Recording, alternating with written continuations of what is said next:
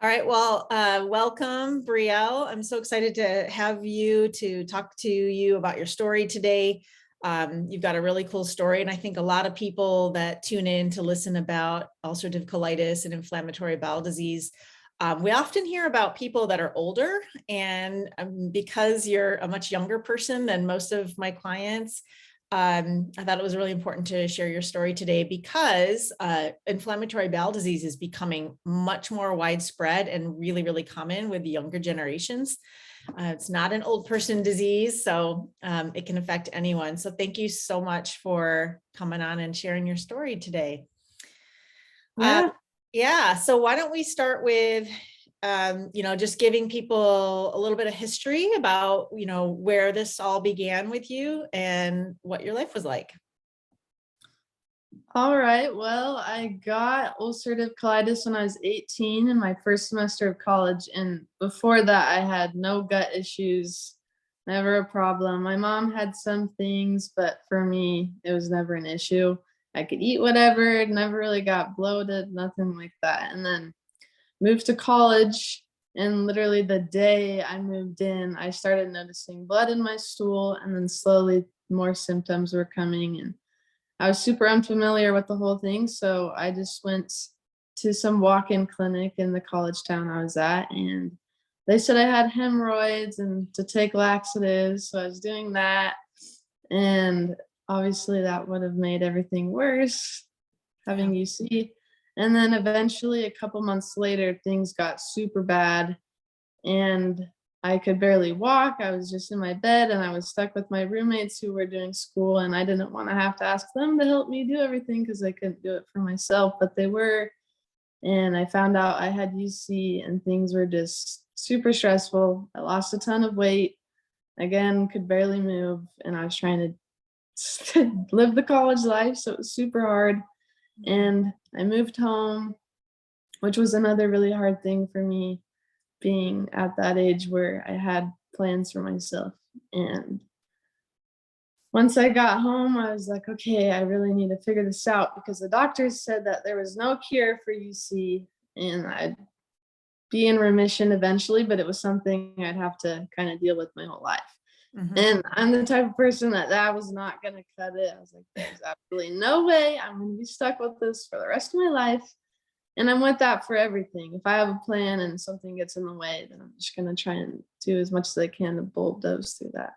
And so I was with my dad all the time, trying to research different things, different diets, just whatever I could do to help my UC and help it go away. And so I stumbled upon one of your YouTube videos with my dad, and we're like, okay, the carnivore diet, getting upon all that stuff. So I started doing that, and then I was able to get on a call with you, and that's when I started adding all of these natural things. And then I realized the natural route is definitely the route to go. And so working with you and doing all of those things slowly helped my symptoms go away, and I noticed myself being a lot happier and just more accepting of what I was going through so that I can be more in tune with myself and to help myself get better.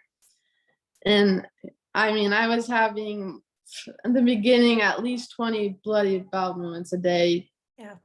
3 hours of sleep at most because I was up so much. And I was anemic. I had to get a blood transfusion and do all that stuff. And I lost over 30 pounds. And so it was pretty bad, and I definitely would say I was in a pretty depressed state, and I was not hopeful at all, even though I was trying new things. When things wouldn't work, I'd be like, okay, nothing's gonna work then. So just this cycle of being hopeful and then depressed again, hopeful, depressed. And it was winter, and that was just another thing, seasonal depression. But yeah, I'm now having 3 bowel movements at most each day, and I'm sleeping at least 8 hours every night without waking up. And I do feel happier. I'm getting out in the sun a lot, and because of my blood transfusions and doing all this stuff, I have a lot more energy and I can do more things. And I'm still working on, gaining that weight back, but I'm halfway there. So yeah. So I wanted to ask a couple of questions because I'm sure people are wondering. That's a pretty amazing story, and I know there'll be questions, but you said that you couldn't even walk. Was that due to fatigue? Yes, I was so tired, and if I did stand up, I'd get super dizzy, and that was part of the anemia, being anemic. Yeah, I just did not have enough blood in me to yeah. normally. And so you went to the doctor and did they give you a colonoscopy? Yeah, I did get a colonoscopy, and that's how they diagnosed me, and then they put me on prednisone and Mhm, Lialda, and mhm. those were just another issue too. Yeah, Getting the did they help at all? for a little bit in the beginning, sorry, they did kind of put it at bay for like maybe a few weeks, and then it just stopped working. But I was still on it, and I'm just barely getting off of it. So I was on for a lot more than usual, I'd say. Mm-hmm. But they did have their side effects that I was not happy with. Yeah, they're not good at all. Yeah. Well, yeah, and so I know that people listening who are, have inflammatory bowel probably can relate. And I would say you've probably had one of the more severe cases of my clients. Um, and it's life changing. It's really, you can't function very well when you're in that state. Obviously, not being able to get out of bed and not being able to go to school, that's pretty debilitating. Um, so after we started working together, I remember you had seen my videos and you started the carnivore diet already on your own. And did that give you any improvement, just the diet change? Yeah, it did. Before, I was just straying away from gluten and kind of like the basic things that Mhm. I knew I wasn't supposed to eat, but that wasn't really doing enough. And the carnivore definitely did help. Mhm. I noticed a big change from when I started and before. But Mhm. yeah, that didn't do enough for me. It Yeah. was definitely all the other things that you taught me. Yeah. So when And I remember when we started, your lifestyle was a little different than it is now. Do you want to talk a little bit about that shift and yes, the for difference it sure. made? Yeah, so before all of this, I was the type of person, total night owl, and I honestly thought that would just be that way forever. I wouldn't change. That's just the way I was. My whole family was kind of like that. So I was going to bed from middle school on, and I honestly don't know how my parents allowed that, but past at least around 11, and then the older I got, it was even worse than that. Like 2 a.m., even on a school night, somehow I was just doing that and was able to. Obviously, that bit me in the butt later on, but and I was also the type to sleep in super late if I could. Mm-hmm. And so that's kind of how that was for me. And when it was summer, I'd be outside a lot, but winter time, not really, unless I was skiing. And when I got sick, I couldn't really go skiing. And so then I just wasn't outside at all in the winter. And What do you do so all that's night? kind of, yeah, that's the lifestyle I was living. And here I am now waking up at sunrise and getting as much sunshine as I can, even in the winter, and going to bed at 10. And any friend of mine that sees that's how I live now is blown away because they all knew I was like that Yeah. before. And I'll go on trips with friends and like, hey guys, I gotta go to bed now. Have fun. See you in the morning. And they're like, what? Yeah. Is that hard being, I mean, at your age, a college student and having a social life? Do you feel like that's hard or is it worth it? It is hard, but worth it. Otherwise, I wouldn't be doing it. Right. Yeah. Yeah. Made a big difference for you. So do you think I'm thinking back to our sessions and I remember quite a pivot when you started to implement some of these things that we worked on. Do you remember a shift? And, from when we added things other than diet changes? Yes, I did. At first, it was kind of hard to start working my way up to waking up earlier and going to bed earlier too. But once I was able to get in the groove of things, I noticed one of the biggest differences was just my happiness. I felt so much happier and I wasn't as groggy during the day. I mean, being sick kind of naturally, it was going to feel that way, but it helped me a ton. Yeah. And so it just made things a lot easier to bear when I was feeling a little bit better mentally and Mhm. just, yeah. Yeah. And you've got a lot of support. Yeah, I know your parents they've joined on a couple calls, and Yeah. it's been a family affair. Yes. Your And support. they love learning about all the quantum biology stuff too. My dad's like, if you find a good podcast, send it to me because I'll listen Ah, to it. So it's kind of fun helping everyone else too around me because of what yeah. I do.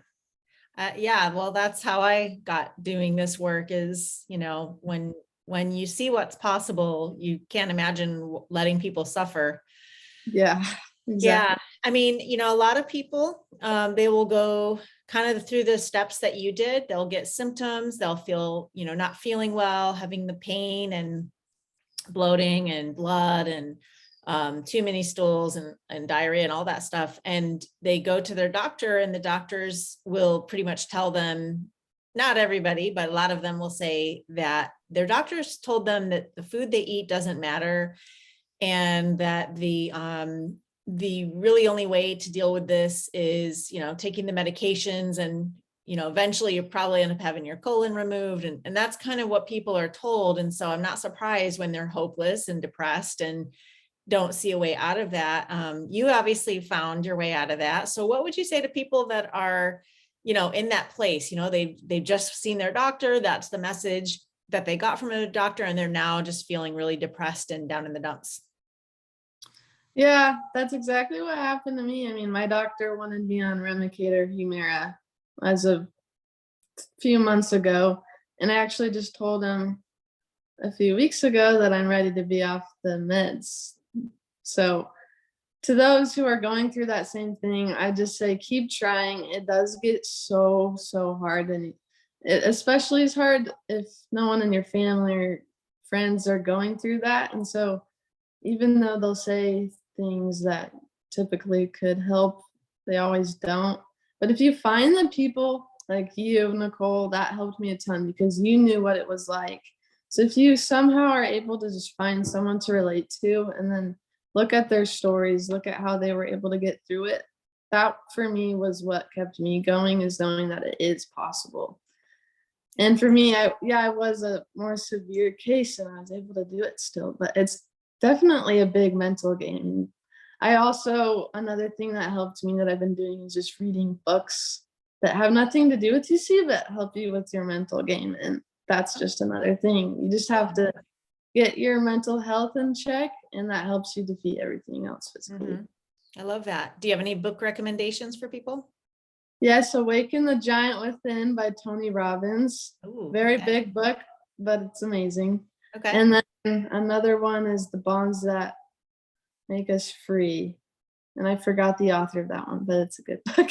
Okay. All right. Just a bunch of I'll put them in the show notes for people. And so what are you working on now, Brielle? You said I think you said you're 1 week away from being medication free, and you're essentially symptom free. yeah. Yeah. And I am still trying to gain some weight back, so that's kind of my focus right now. But as far as UC goes, I'm doing pretty good on there. So Ready to close that chapter of your life and move on? yes. Yeah. Well, you look beautiful and amazing, Thank and you. I'm so happy for you and really proud of all the work you've done. Yeah. Thanks. All right. Well, thanks so much for sharing your story with everyone today. I know there'll be a lot of comments and questions. So we'll put in some information in the links below. And if anyone has questions, they can reach out. But thank you so much again, Brielle, and congratulations on your healing journey. Yeah, thank you.